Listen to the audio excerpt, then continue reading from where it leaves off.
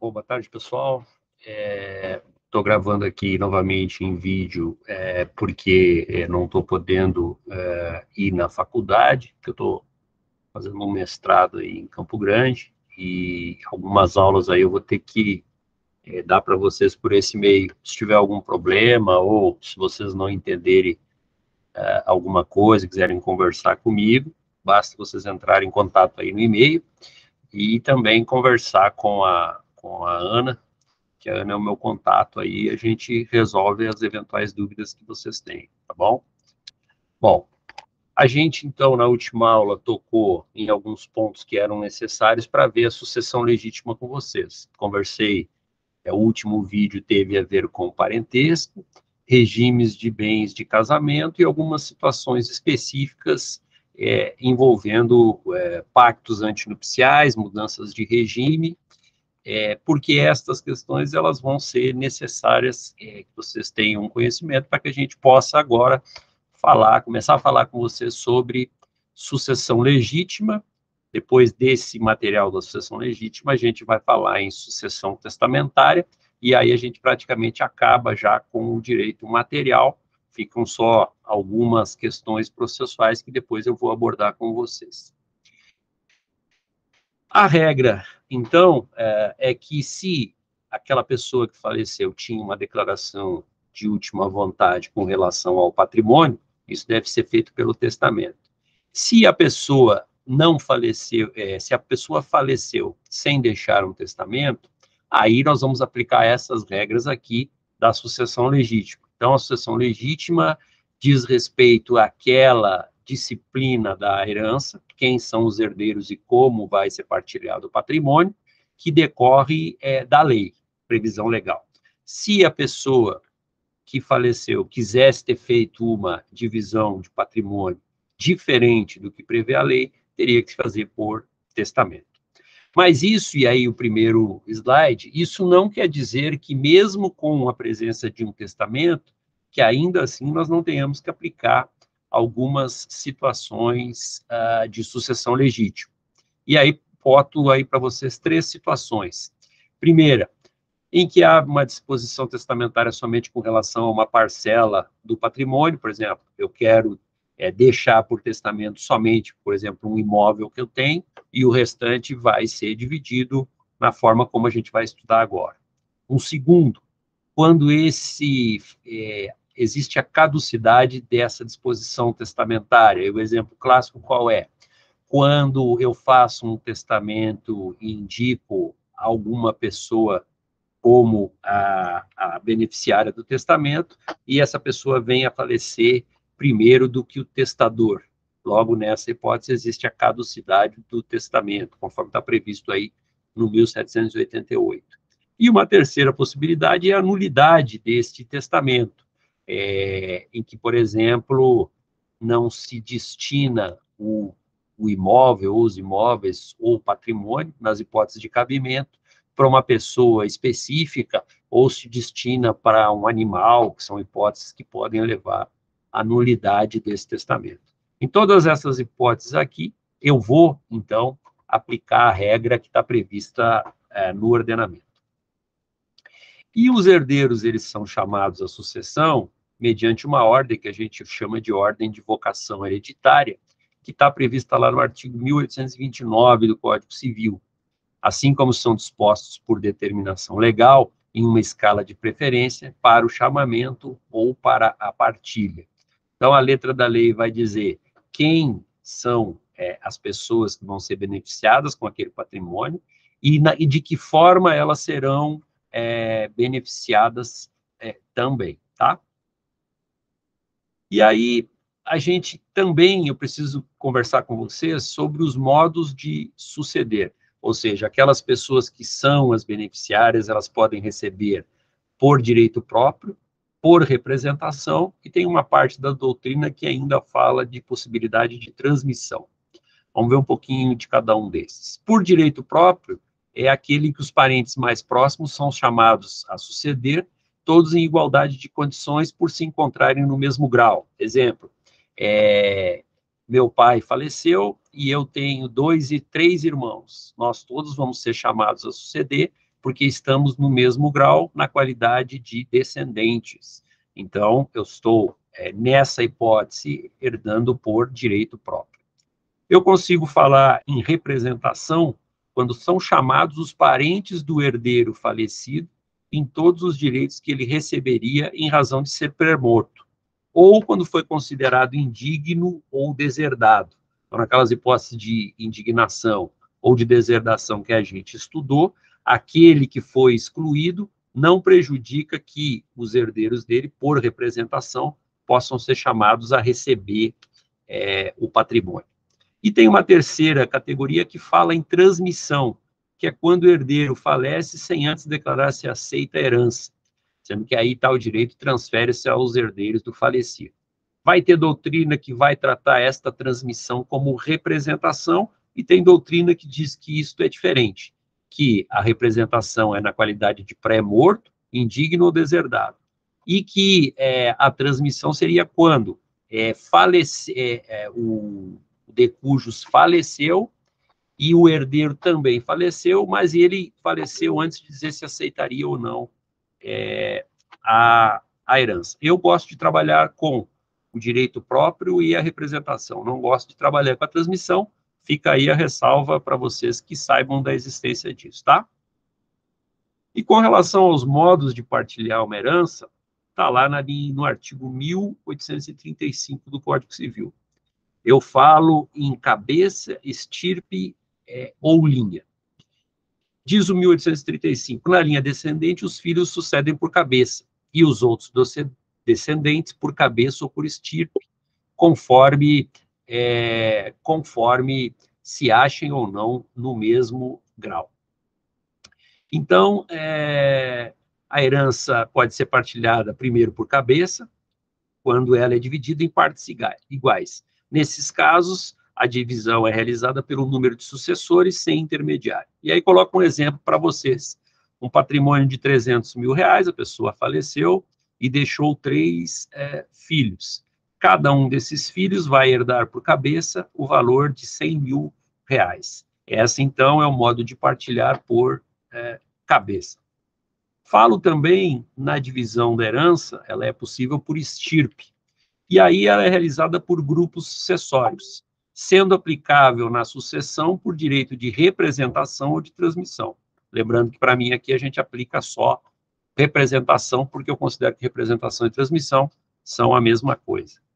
Nessas hipóteses de estirpe, há desigualdade nos graus de parentesco no momento da partilha. Os que representam formam uma cabeça, seja qual for o número de representantes. E aí coloco um exemplo aí da doutrina também. O mesmo patrimônio de 300 mil, 3 filhos, sendo que um é pré-morto.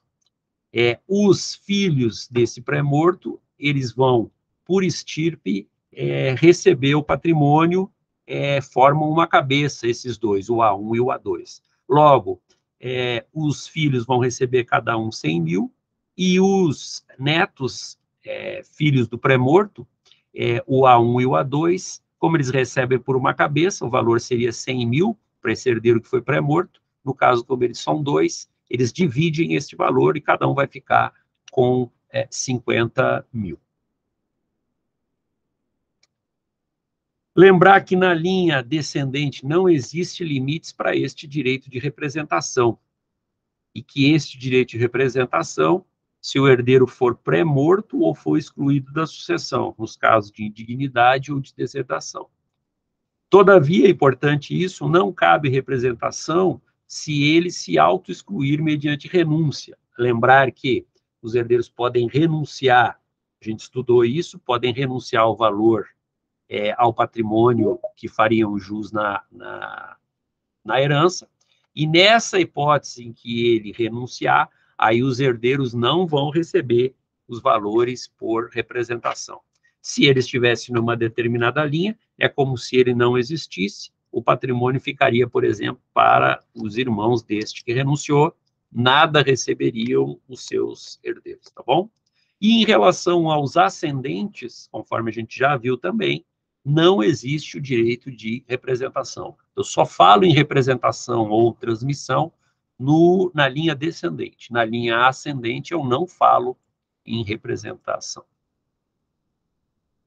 A comoriência traz uma regra específica, lembrando que a comoriência é a morte em que a gente não consegue identificar quem morreu primeiro do que o outro, e aí a gente aplica uma regra legal, é uma morte simultânea.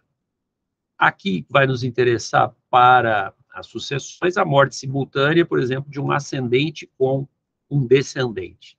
Em isso ocorrendo, fica reconhecido o direito de representação aos descendentes.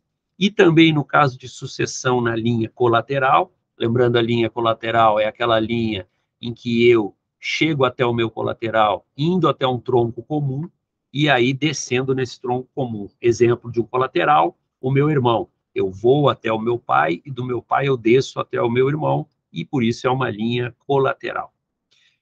No caso de sucessão na linha colateral, aos filhos dos irmãos também é garantido esse direito de representação. Nesse ponto aí tem um enunciado 610 de uma jornada de direito civil do Conselho da Justiça Federal, que vai nos dizer o quê? Que nos casos de comoriência entre ascendente e descendente, ou entre irmãos, então os irmãos tendo uma morte simultânea, reconhece o direito de representação aos descendentes e aos filhos dos irmãos. E aí trago para vocês exemplos para ficar mais fixado esse conteúdo da comoriência. E aí a gente pega aqui o falecimento do João, que deixou 2 filhos, o A e o B, sendo que o A morreu neste acidente junto com o João, o B vai receber 50 mil, e os herdeiros do A, o A1 e o A2, recebem por representação, cada um deles 25 mil, porque formam eles, os dois, uma cabeça na representação, tá? Um outro exemplo também, aí na comoriência entre irmãos, temos 3 irmãos, 2 que faleceram em estado de comoriência, morte simultânea.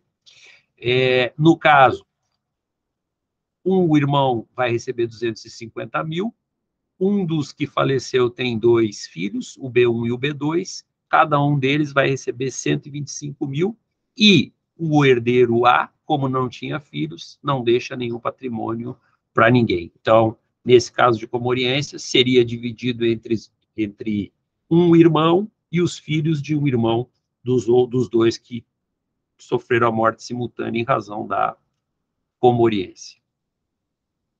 Feitos esses esclarecimentos, então aí a gente começa realmente agora a estudar a sucessão legítima na linha descendente. Por que a gente começa esse estudo pela linha descendente? Porque o 1829, inciso 1º do Código Civil, diz que os descendentes são os primeiros a serem chamados na ordem de vocação hereditária. E nessa ordem, o artigo 1833 vai dizer que entre os descendentes, os em grau mais próximo excluem os mais remotos, salvo o direito de representação. Então, esse artigo 1833, ele limita o direito dos mais remotos ao prever que os mais próximos preferem a eles, os excluindo, salvo o direito de representação. E aí cito aqui, trago para vocês uns exemplos tirados de livros, em que alguém faleceu, se essa pessoa deixou filhos, estes filhos, eles excluem automaticamente os netos, os bisnetos e os trinetos do recebimento de qualquer valor, salvo, na hipótese, de um destes filhos for pré-morto, aí os herdeiros mais próximos, nos casos, os netos, eles herdariam por direito de representação. Que é a hipótese que a gente está vendo aqui. Um outro exemplo. Alguém faleceu, deixou um patrimônio de R$1 milhão. Deixou 2 filhos, esses filhos estão vivos, e nesse caso, pelos filhos estarem vivos, os netos nada herdam, sendo que a herança ficaria dividida aí em 500 mil para cada um dos filhos.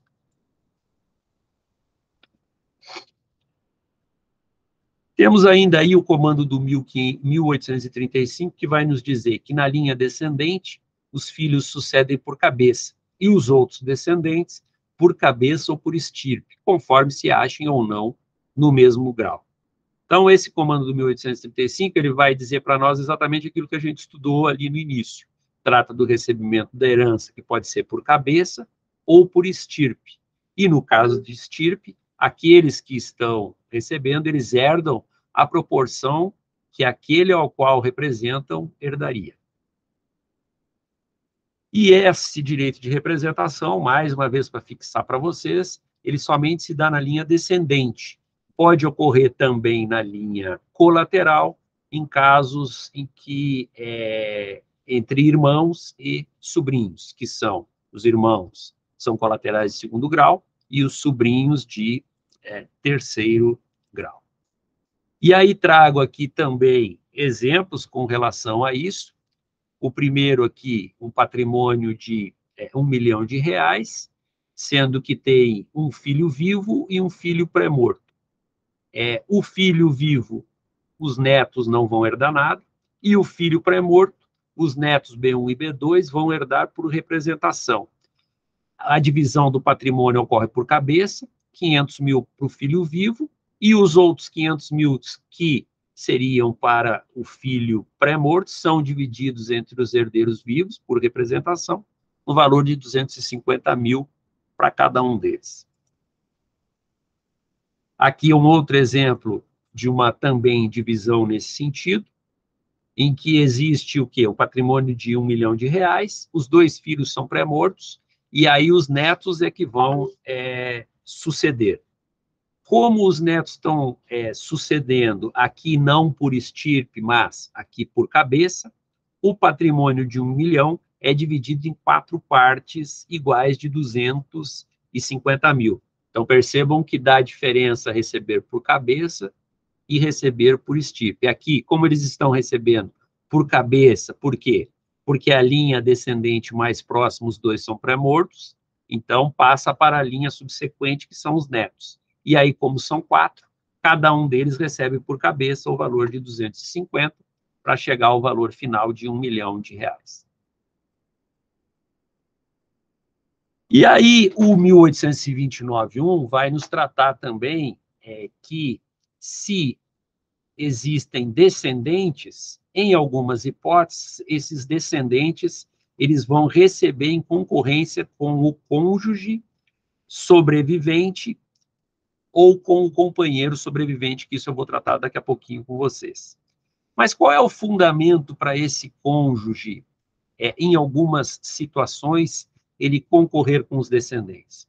O fundamento é a injustiça que poderia ocorrer com a adoção do regime de comunhão parcial de bens, como regime legal de casamento, em situações que poderiam deixar esse cônjuge ou companheiro sobrevivente em uma condição de miserabilidade econômica, se o casal, durante o relacionamento, não tivesse adquirido bens onerosamente durante a relação.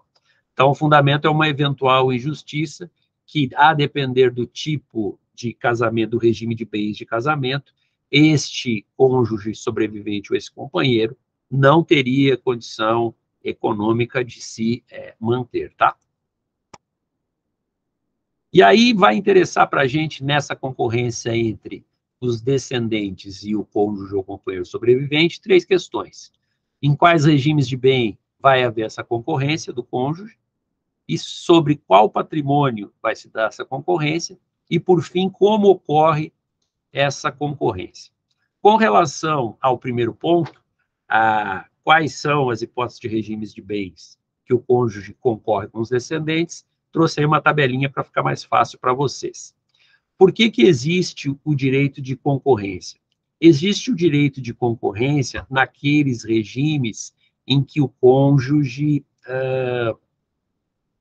ele não recebe meação. O que é a meação? Uma parte do patrimônio pertence ao cônjuge sobrevivente. Então, em determinados regimes, como ele não tem parte deste patrimônio, aí a legislação disse que ele poderia concorrer com os descendentes para que ele não ficasse num estado de miserabilidade. Isso é muito questionado pela doutrina, nós vamos ver daqui a pouco, tá? Mas é assim que se trata a questão na nossa legislação. Então, quando é que ocorre esse direito de concorrência? Regime de bem, de comunhão universal de bens. O cônjuge sobrevivente, ele tem direito a uma parte do patrimônio, a ameação dele, a parte que é dele, logo, ele não concorre com os descendentes. Na separação obrigatória de bens, que está prevista lá no artigo 1641, também ele tem a ameação dele, mas aí por força, conforme a gente tratou lá do outro lado, desculpe, na outra gravação, tá, quando eu falei dos regimes de bens para vocês, se ele ajudou na construção desse patrimônio, por força do enunciado da súmula 377 do STF, ele tem direito de receber uma parte do patrimônio onerosamente construído durante a relação. Nessa hipótese, se ele tem direito a essa parte de meação, ele não vai concorrer com os descendentes do falecido. Na comunhão parcial de bens, ou seja, naquilo que se comunica desde que eles tenham adquirido durante o relacionamento, ele tem direito à meação e ele vai sim concorrer com os descendentes, mas com relação aos bens particulares desse cônjuge falecido. Ou seja, aqueles bens que o cônjuge tinha antes do início da relação. Então, ele vai, sim, participar dessa divisão dos bens particulares com os descendentes. Na separação convencional de bens, que está prevista lá no 1687, o cônjuge sobrevivente não tem meação no patrimônio, porque os patrimônios não se comunicam durante o relacionamento. Logo, como ele não tem direito a uma parte do patrimônio, ele vai concorrer também com os descendentes. E no último regime, da participação final nos aquestos, está lá no 1672 do Código Civil, ele tem meação e ele também vai concorrer com os descendentes do cônjuge ou do companheiro falecido. Por quê? Porque aqui, lembrando a participação final nos aquestos, nós temos um regime que durante o relacionamento os patrimônios não se comunicam e que após o falecimento de um deles existe uma divisão daquilo que foi adquirido durante o relacionamento. Então, existe meação e ele concorre com o cônjuge ou companheiro, concorre com os descendentes. Então, por isso que é importante saber o regime de casamento, para saber se vai existir a concorrência. Naquelas hipóteses em que existe a meação, não vai haver a concorrência, salvo com relação aos bens particulares na comunhão parcial de bens. Então, a partir do regime de bens em que havia esse relacionamento, seja o casamento, seja a união estável, a partir daí eu vou saber se, na hipótese de falecimento, em havendo descendentes, se esses descendentes, se o cônjuge ou o companheiro sobrevivente, eles vão concorrer em algum patrimônio ou não. E aí tem uma discussão na doutrina, que eu trouxe aqui para você, sobre qual parte do patrimônio dessa pessoa que faleceu vai se dar a concorrência. Tem 3 correntes sobre o tema, eu trago aqui a primeira que diz que é sobre a totalidade da herança, cito aqui doutrinadores, os 3 são doutrinadores de bastante renome aqui no nosso país, a Maria Helena Diniz, o José Francisco Carrali e o Arnaldo Rizardo. Eles entendem que esse cônjuge ou companheiro sobrevivente, ele deve receber, concorrer na totalidade da herança. Uma segunda corrente seria no patrimônio particular do decujus, aqueles bens particulares. E esse aqui é a que a grande maioria da doutrina e da jurisprudência nos traz. Por quê? Porque também é a regra legal que está prevista lá no artigo 1829, inciso 1º, que só assegura ao cônjuge sobrevivente o direito de concorrência com os descendentes do autor da herança, quando casados no regime de separação convencional de bens, ou se casados nos regimes de comunhão parcial ou participação final nos aquestos, o falecido possuísse bens particulares, hipótese em que a concorrência se restringe a tais bens, devendo os bens comuns, aquele em que ele tem meação, ser partilhado exclusivamente entre os descendentes. Por quê? Porque a regra é, onde o cônjuge meia, ele não herda, tá?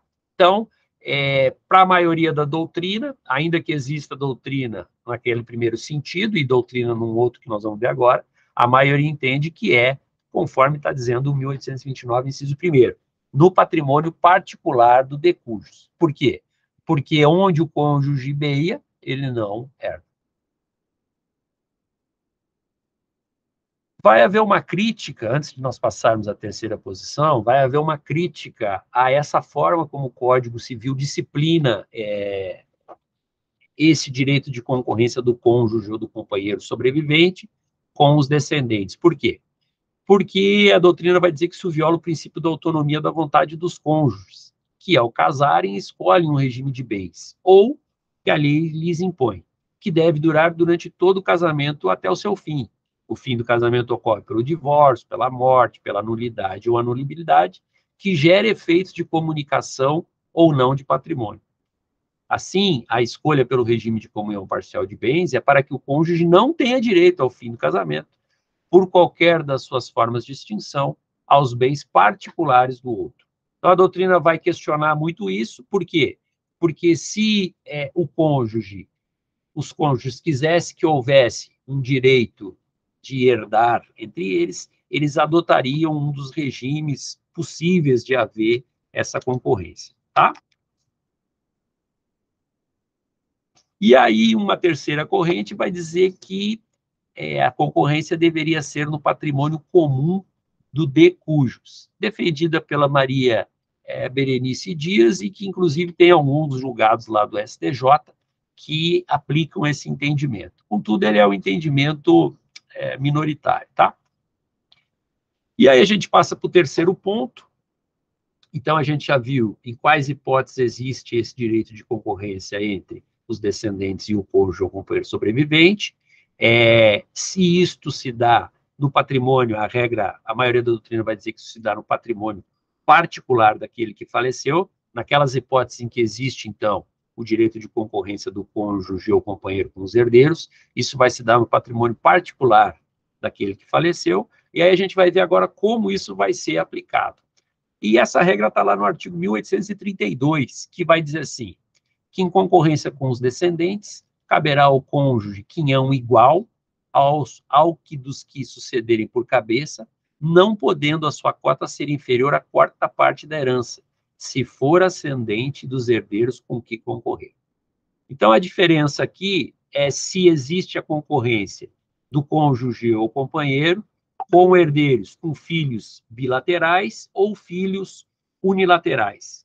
Se a concorrência for com filhos bilaterais, o quinhão é igual ao dos descendentes, mas nunca inferior à quarta parte da herança. 25% da herança, então, vai ficar para o cônjuge ou companheiro sobrevivente. E quando for essa concorrência com filhos unilaterais, vai receber apenas uma cota igual a que cada um dos filhos receberia.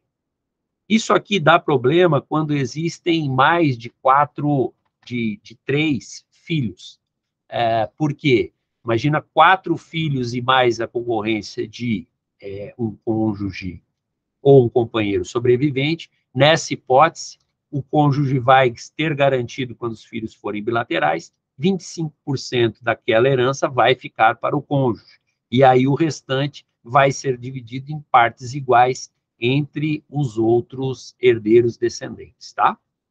E no caso de haver uma concorrência com filhos unilaterais, aí é tranquilo, por quê? Porque se são 5, se são 6 filhos e mais o cônjuge ou companheiro sobrevivente, eles vão dividir esse patrimônio em cotas iguais. A diferença, então, é quando existe a concorrência do cônjuge ou companheiro sobrevivente com os filhos bilaterais. Por quê? Porque 25% da herança, a quarta parte da herança fica garantida para esse cônjuge ou companheiro sobrevivente, tá? E aí tem uma discussão sobre a questão de filiação híbrida, ou seja, concorrem filhos bilaterais e unilaterais. E o enunciado 527 da Jornada de Direito Civil da Justiça Federal nos diz assim, que na concorrência entre o cônjuge e o herdeiro e os herdeiros do decujus, não será reservada a quarta parte da herança para o sobrevivente no caso de filiação híbrida. Então, se eu tenho lá concorrendo filhos bilaterais, filhos unilaterais e o cônjuge ou companheiro sobrevivente, nessa hipótese não fica garantida a quarta parte da herança para o cônjuge ou companheiro sobrevivente, tá? Trago aqui para vocês também uma tabela envolvendo aí a concorrência do cônjuge sobrevivo, que aí cônjuge eu também aplico companheiro, que nós vamos conversar sobre isso daqui a pouco, e apenas descendentes exclusivos ou filiação híbrida. Aqui a porção as cotas são iguais, conforme vocês estão vendo ali, porção do cônjuge sobrevivo e porção de cada descendente. E aí a concorrência sucessória entre o cônjuge ou companheiro sobrevivo e apenas descendentes comuns, que a regra diz que se reserva a quarta parte para o cônjuge ou companheiro sobrevivo. E aí vocês percebam a diferença quando, a partir do número de descendentes, o número é de 4, tá? Existe também a necessidade desse cônjuge ou do companheiro não estar separado de fato do falecido para que ele tenha direito de concorrer na herança. Olha o que diz o 1830. Somente é reconhecido o direito sucessório ao cônjuge sobrevivente se, ao tempo da morte do outro, não estavam separados judicialmente, nem separados de fato há mais de 2 anos, salvo prova, nesse caso, de que essa convivência se tornara impossível sem culpa do sobrevivente. E aí a doutrina vai criticar muito esse dispositivo, por quê? Porque, primeiro, ele coloca um prazo de 2 anos, né, para esse tempo de separação, e também vai falar da questão da culpa. E isso já não era mais admitido pela doutrina, discussão de qualquer tipo de culpa para fim de separação ou de divórcio, tá? Apesar de ter esta discussão, a regra não foi declarada inconstitucional e se aplica o dispositivo.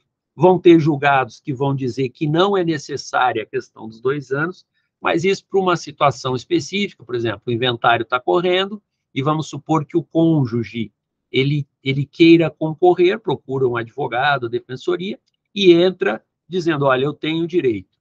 Aí, essa questão, se estava separado de fato ou não, ela vai ser uma questão que lá dentro do inventário não vai ser discutida, isso vai virar uma questão de autoindagação, vai ser remetido para a via ordinária, e lá vai se discutir se estavam ou não juntos no momento em que a pessoa faleceu, tá?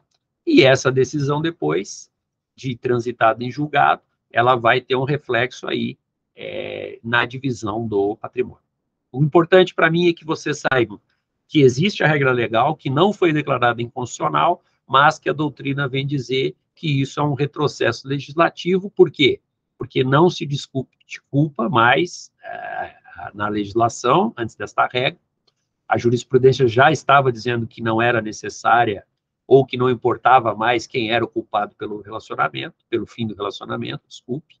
E também essa questão de a separação de fato ter um prazo, porque não existe essa necessidade, tá? Nada impede que esse cônjuge ou esse companheiro sobrevivente que ele renuncie à concorrência. E aí vão se aplicar aquelas regras gerais que a gente já estudou, de aceitação da herança e de renúncia da sucessão. Bom, com relação, então, a esse primeiro ponto, eu não vou tratar com vocês de exemplos para que vocês façam os cálculos. Para mim, o que importa é que vocês fiquem com a ideia de que em quais regimes existe ameação, em quais regimes, além da ameação, pode o cônjuge ou o companheiro herdar. A gente já viu na tabela. Aí a gente viu que prepondera também a questão de o cônjuge ou o companheiro sobrevivente herdar com relação ao patrimônio particular do cônjuge e não com relação à totalidade. E aí a gente viu estas regras da concorrência, que existe diferença quando o cônjuge concorre com descendentes bilaterais e unilaterais, ou nos casos de filiação híbrida. Quando existe uma regra específica, quando a concorrência é entre o cônjuge ou companheiro sobrevivente com herdeiros bilaterais, porque aí fica reservada para ele a quarta parte da herança. E quando ele estiver concorrendo em caso de filiação híbrida, ou seja, existem filhos bilaterais e unilaterais, ou quando ele estiver concorrendo somente com filhos unilaterais do cônjuge falecido, nessas hipóteses, ele não vai ter reserva da quarta parte. Aí ele vai receber uma cota, assim como os demais herdeiros. E aí a gente, já no próximo vídeo, começa a ver a questão da concorrência entre ascendentes e o cônjuge também. Até daqui a pouco.